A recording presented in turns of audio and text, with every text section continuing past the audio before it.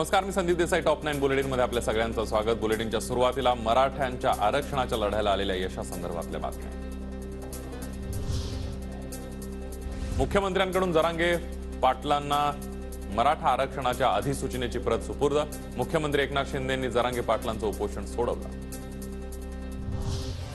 मुख्यमंत्री शिंदेंनी अधिसूचना दिल्यानंतर जरांगे पाटलांचं आंदोलन मागे. विजयी गुलालाचा अपमान होऊ देऊ नका, जरांगे पाटलांची मुख्यमंत्र्यांना विनंती. आम्हाला न्याय दिलाय, या गुलालाचा असाच सन्मान राहू द्या.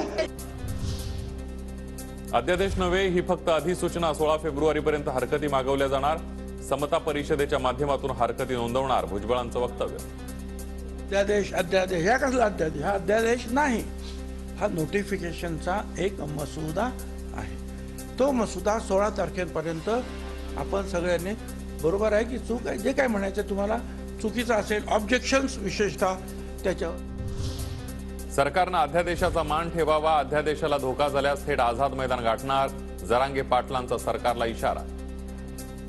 अडचणी आल्या, या अध्यादेशाला काही धोका झाला तर सगळ्यात अगोदर मुंबईला मी आझाद मैदानाला उपोषणाला आलोच म्हणून समजा.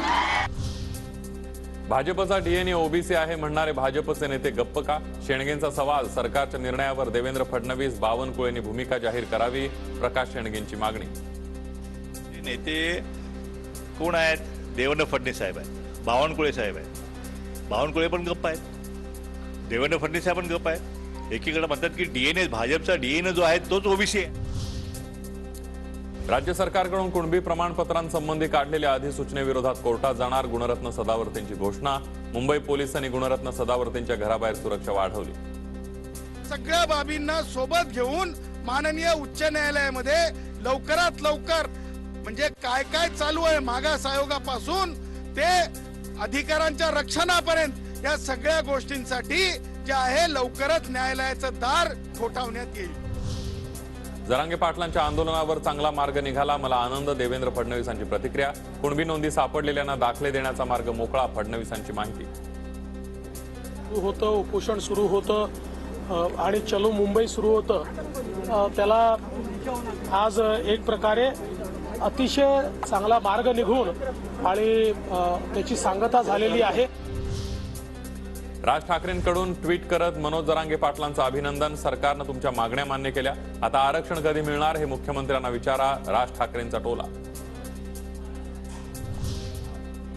मुख्यमंत्री शिंदे दिलेला शब्द पाळतो, शपथ सुद्धा पाळली. आरक्षणाबाबत दिलेला शब्दही पूर्ण केला, मुख्यमंत्री शिंदेंचं वाशीमध्ये विधान.